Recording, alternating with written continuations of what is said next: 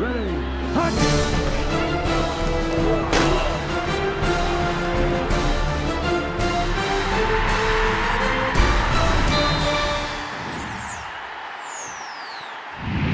From the Opelka Studios in Oklahoma City, this is an OU update. I'm Jenni Carlson. The Sooners start their home slate on Saturday night when Florida A&M comes to town. Jason Kersey joins us on the phone. And Jason, it's obviously a big deal to open at home, have that home opener. But for one guy in particular, this is a pretty special night. Sterling Shepard. Tell us a little bit about his connection to Oklahoma and why this is maybe an home opening night like no other. Well, for Sterling, after his father died, Derrick Shepard, who was obviously a great receiver for the Sooners in the 80s.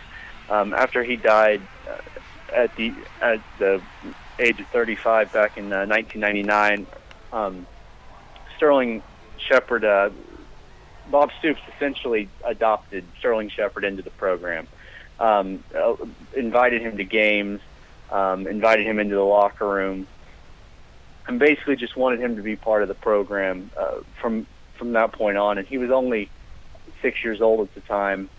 And from that moment until he got into high school, he went to almost all the games, definitely all the home games.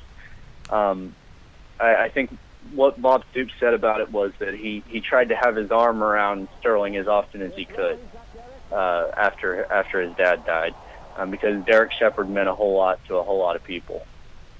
Definitely a heart-wrenching story with Sterling losing his dad, but the way Oklahoma adopted him, I would think, he didn't have a catch last week on the road at UTEP. If he gets that first reception in this particular game, I mean, how cool would that be? And I would think it would be sort of one of those most memorable moments in his career.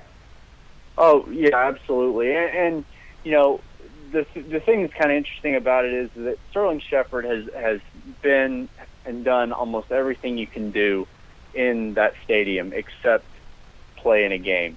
And so this is kind of like the final thing that he can do, the final experience he can have is to play in a game. And he's even been on the field in the number 3 jersey when they introduced the 1985 national championship team right after his dad had died. About a year after his dad died, Sterling was wearing number 3 jersey and was introduced in place of his dad. So he's been on the field in the number 3 jersey even. He's just never played in a game. Yeah, definitely something for Sooner fans to watch on Saturday night when Florida A&M comes to town. Be sure to stay with the best coverage team anywhere at newsok.com and every day in the Oklahoman.